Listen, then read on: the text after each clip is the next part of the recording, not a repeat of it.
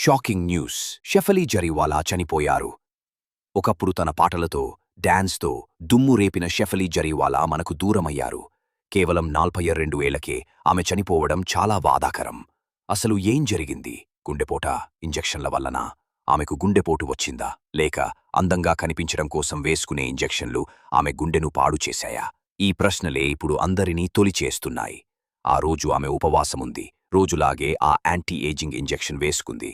కొద్దిసేపటికే ఆమె శరీరం వణికింది, బీపీ పడిపోయింది, చివరికి శ్వాస ఆగిపోయింది. డాక్టర్లు దీన్ని అరిథ్మియా అంటున్నారు, అంటే గుండె ఒక్కసారిగా ఆగిపోవడం. కథ ఇక్కడితో ఆగిపోయిందా? లేదు.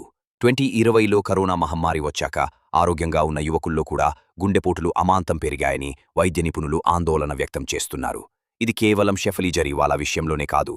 ఈ మధ్యకాలంలో చాలామంది యువకులు గుండెపోటుతో ప్రాణాలు కోల్పోతున్నారు. ఇప్పుడు షెఫాలీ కేసు. ఆమె ఒంటరిగా చనిపోయిందా? ఇది దురదృష్టవశాత్తు జరిగిందా, లేక ప్రమాదకరమైన మందుల వల్ల వచ్చిందా? ఒక విషయం మాత్రం నిజం. ఈ మరణం మనందరికీ ఒక పెద్ద హెచ్చరిక. మీరేమంటారు? మీ అభిప్రాయాన్ని కామెంట్లలో చెప్పండి.